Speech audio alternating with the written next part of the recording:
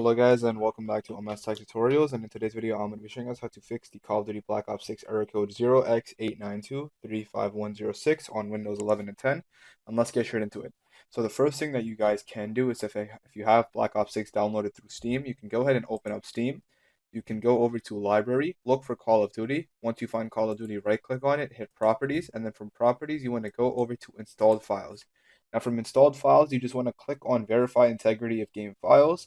And once this is done, basically what it will do is that if there are any corrupt files in your Call of Duty game, it will basically just delete them, and then you guys should be good to go. And then you can go ahead and run the game and check to see if everything is working.